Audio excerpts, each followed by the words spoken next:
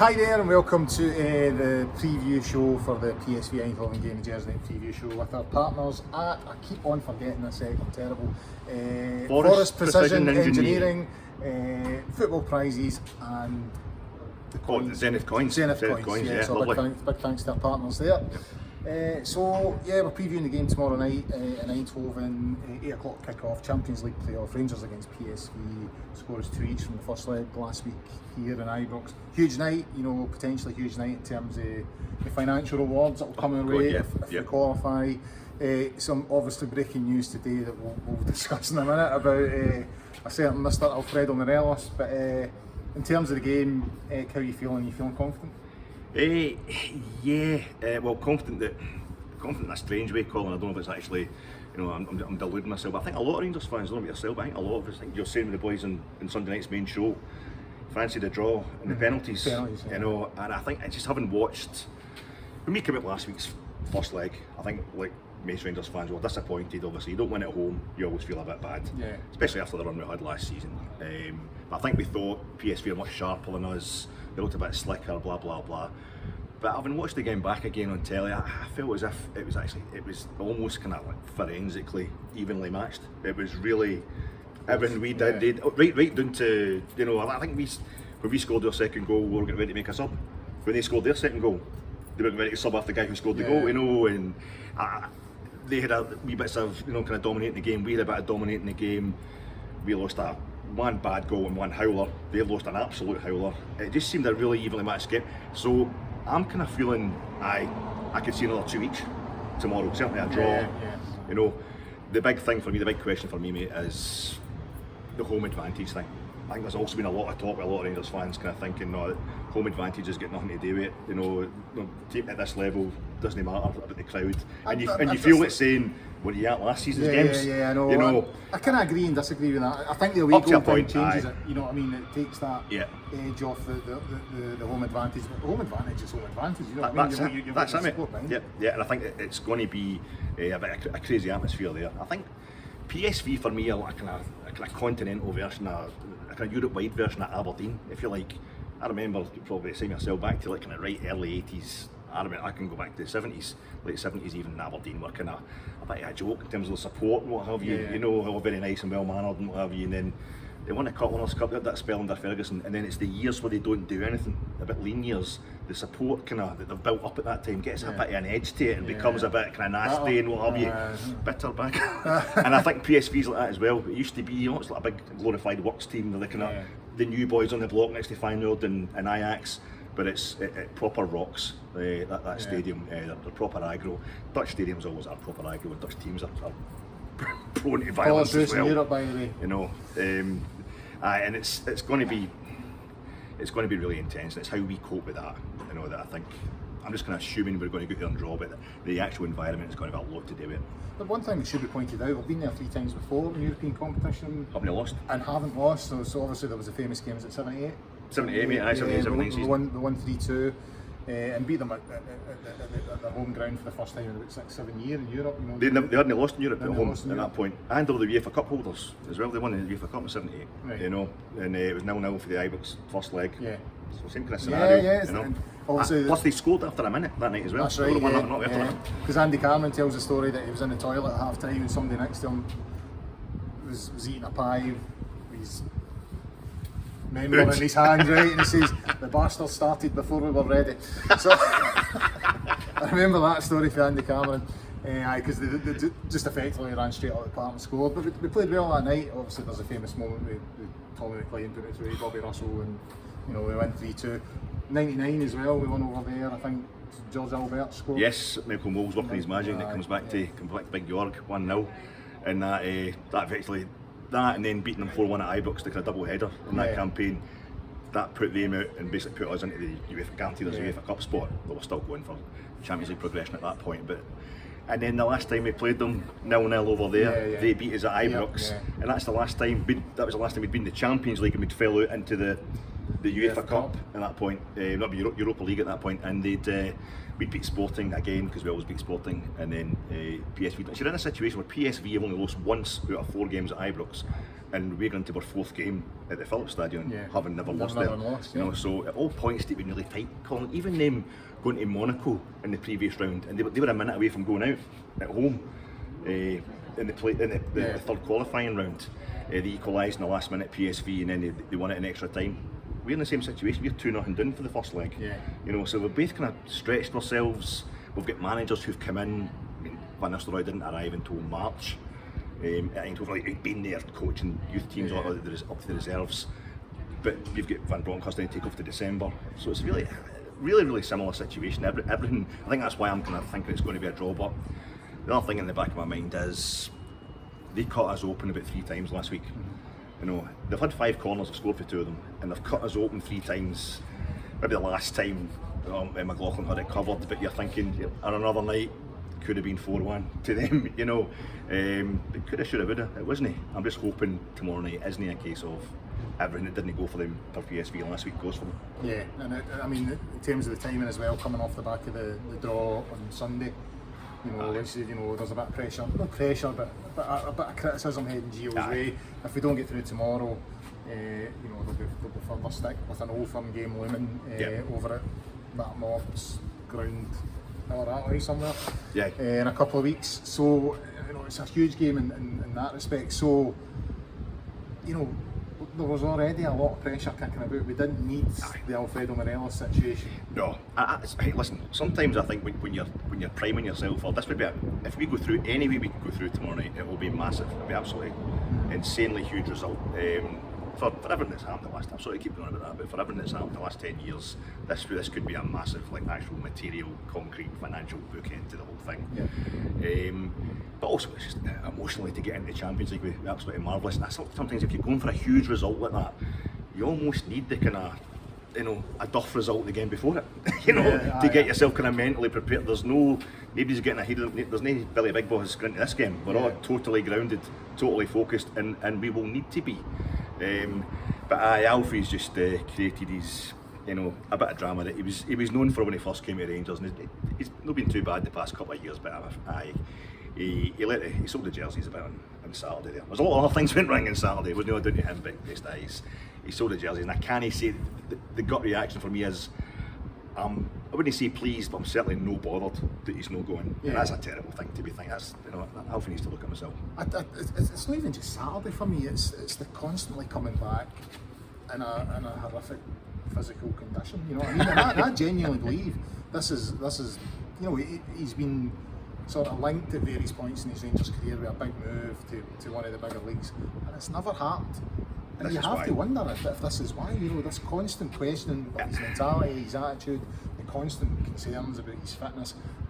I mean, the Rangers Twitter the now is just split down the middle, and I've tried to avoid all of it, to be honest with you. I'll just say my piece on here and that's it. I'm not getting bogged down with arguing with folk on Twitter about it, because it really is quite... Twitter, but everyone becomes binary, particularly after a bad result. Everyone becomes binary. It's quite acrimonious, that's probably the best way of putting it. It's very difficult to say something, to actually analyse the situation and say. I always think Alfredo is like a big spoiled toddler. Yeah. He's cute as it, you love him to bits, you want to get any big cheeks of his and go, he's just fantastic. Yeah. But there's times you want to strangle him because he's doing your nothing. You know what I mean? And I also think that, just like you're saying, the only reason he's stayed here at times, he's been here, we've actually benefited because of his behaviour, because of his petulance, because of his indiscipline. But they've also materially cost us. You could blame him the 2019 League Cup, 2018 19 League Cup, you know, getting that stupid booking against United in the quarter final. That's going to cost. You could say that's cost us a semi-final against Aberdeen. You know, no coming back from Braga. You know, well, we were in Braga. We won in Braga. First time we played Braga on a Thursday, magnificent result. And we've got Hearts at Tynecastle. The Alfie wasn't involved at Braga, and this is. He doesn't turn up. It was a Hearts game that the Scottish Cup. The Hearts game. He picks us out. And then I think you see on Saturday there. Now I'm tweeting. We're talking about Twitter, you know, and I just use Twitter during the game that I'm not actually attending, taking a vent on my nerves. But I can see Alfie getting before he'd even come on. I can see him getting sent off here because he's overweight. It's Hibs at Easter Road. Porteous will be in about him. the crowd will be winding him up. The rest of the team haven't put Hibs to bed at this point, which they probably should have, you know. And Cholak has been the centre of attention, just as the same as he wasn't involved in Braga. You know, the first time he played Braga, and I think that's why he's kind of come back in a huff. You know, so you know it's materially cost us 2 points there, and it's getting to, you're weighing it up. The reasons he's staying at Rangers, the reasons we can keep him, because when he's on his game, he's unplayable, he's phenomenal, and I love him to pieces. But it's getting to the point where it's the things he's doing wrong costing us more than the benefit of keeping him. You know what I mean? It's the net result, the pros and the cons. But I mean, we all know what he can do. We've seen it, you know, over the 4 or 5 years he's been at the club.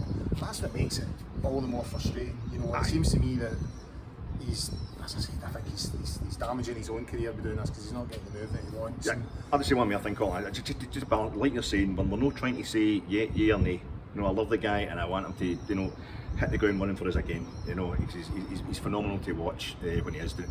I would also say that I think there's actually been times where Alfie has put the boot in, got himself maybe a retrospective. We're talking that game up at Tannadice during the 55 season, where it was needed. On our journey back, we were getting bullied a lot by teams, and I think Alfredo, probably come from Colombia particularly, he knows you can't let that happen. He's just really bad. He's just really bad at putting in a late tackle. He can be bad enough just putting in an honest tackle. You know, he's particularly bad when he's thinking he's going to nail somebody. There's no subtlety about it. I think one particularly, I think we did the Scottish Cup, was it against Aberdeen? The two brothers, can't remember their name, but he's trying to nail him, but it was just so obvious and so late. Same that day up at Tannadice, which got caught by the video ref later on, retrospectively banned. But I think at times we've needed somebody who can play on the edge and be, you know, and give it out as much as he's getting it. You know, but in Saturday that was one of the instances where it just wasn't needed. You know, especially when he's seen Lundstrom getting sent off. You know, right in front of me, he knows the situation. And it's, by the way, we have to look at some of the sending offs that he's had. Some of them were merited, and you know, I think he has developed a reputation. I think some of it is unfair. I think, you know, the typical Scottish media up here trying to make bigger things. It's been bloody racist. His treatment's been racist. Definitely, there's definitely been an element of that. But you know, the on the park stuff doesn't. That's not my main concern. My main concern with him is his physical condition and how he keeps on letting us down in that respect. I mean, that would kill you in his position. Playing for Rangers, you know what I mean?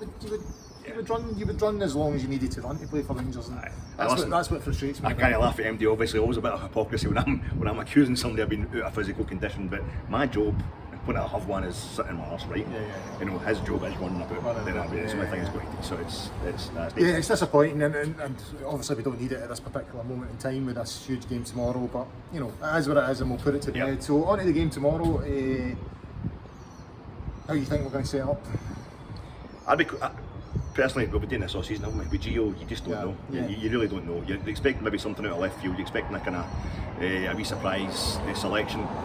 I think the back four's set. It is, mate. I'll just go straight for it and say I'm happy. I would want us actually to have the same team as we put out last Tuesday. Started with against. I was going to sort of lead into Stephen Davis. I think he might make an appearance tomorrow. I think their physicality, we've got to get the ball on the deck, mate. I mean, there was 4 goals scored last week, 3 of them were mistakes. The one proper goal that was scored was ours, and it was the best goal of the game. It was one of the best goals we've seen all season. I think we've got to play football, get the ball on the deck, and maybe hope to hit them in the break and just play intricately around them, because we're never going to out-muscle that team, you know. So I think we need our footballers, and Steve Davis is probably the best footballer we've got. In terms of hitting on the break, you'd be looking for Ryan Kent to do so, because he hasn't been taking a game. I'm putting the boot into him, but you know, in the most constructive way we can, criticise him. I think he's due a bit of criticism for his performance. He manages to be both underrated and underperform. Ryan Kent, I think at times I love him. Again, I wouldn't have him out of the team. I wouldn't risk having him out of the team. And then I think maybe on Saturday, he's not used to having that space. You know, and he's been all this talk about the numbers. Assists will do fine, Ryan. Don't be shooting.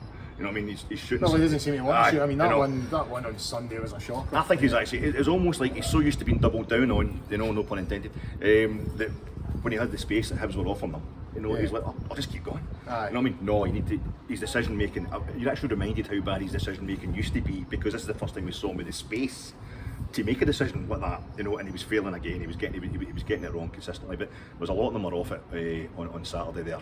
But I think he's got to start calling it him, and we're hoping, like I'm saying, sometimes a wee setback, a wee bit of slagging in the press and what That's have enough you. to get us going again. Get him focused. Look what he did to Dortmund. He was a Of course.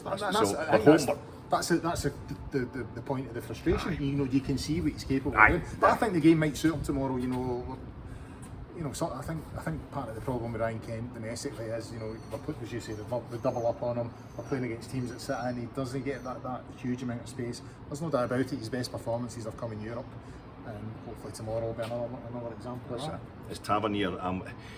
Last week there was a point late on in the game. James Tavernier seemed to let his man go. The chap Max, the one that McLaughlin had to come out. Still only a few minutes to go and come out and smother. The guy was just in acres of space. I think Tavernier actually been trying to play him offside or something. But then a few seconds later, Tav's up the other end winning a corner. Yeah. He's up against Gakpo, who nutmegged him and dinked the ball over him last week. While Kent was nutmegging and dinking the ball over, their right backs, or right-sided defenders. The matchup was absolutely, it was almost like forensically equal. They were totally mirroring each other, the two teams. But the thing with me is Tav, outside Kent, I think it's actually James Tavernier. I think James Tavernier still remains our greatest attacking threat. The game against Braga in Braga last season ends up being a great result because we go through, but we lost to Celtic on the Saturday at Ibrox, and then we lost 1-0 over there, playing quite poorly. And a big part of the problem with that game in Braga last season was James Tavernier wasn't getting forward. And this is the problem. Tav's he was a central part of that great goal we scored when we equalised last week against PSV. If he gets forward, it's this fella Gakpo that's going in behind him and getting the space. So that's a massive risk in the morning. That's where the real dynamic, I think, of the balance of the game. It really shows up there, and I just hope we can. I don't know if Gio's maybe going to have somebody to try and compensate for that, but I'm not seeing Rangers winning this game easily. I'm not seeing us doing a Dortmund. I mean, look at how much we've aged in the last couple of years. You know what I mean? I know. We never do it easy. I know. I mean, I'm not seeing it being. I can't help comparing this game with Dortmund last season for so many reasons. Even down to 2-each draw at Ibrox, and we went and we were 3-0 up in Dortmund. I can't see that happening again tomorrow. So I'm aiming for my optimism. It's going to go to penalties. That's what I'm hoping. I'm hoping to go through penalties tomorrow. That sounds insane, but I think that's the best we can hope for, to be honest. As long as we get through, that's the main thing. So 8 o'clock tomorrow. I think it's on BT Sport, isn't it? Well, yes. Obviously, if you're not travelling over with the rest of the Bears that are over there, 8 o'clock tomorrow. Get yourself on that. We'll have a show reviewing all the action tomorrow on Friday night. I think Scott's hosting and Craig might be back on. I'm not entirely sure. I am shit at remembering things, as you might have recognised. We'll be back on Sunday as well, looking at obviously the Ross County game and looking forward in terms of whether we're in the Champions League or the Europa League, whatever it is. I think I'm hosting on Sunday night. I'm not totally sure because I never do any preparation for this stuff. I've got too much to think about with the team and all that. It's Alfie, as long as going to be fit, it's too much to think about. It's too much, mate. And I'm old and I'm lazy. So anyway, so get yourself onto that. In the meantime, get yourself onto the Gersnet website and forums at www.gersnet.co.uk. Until the next time, guys, bye for now.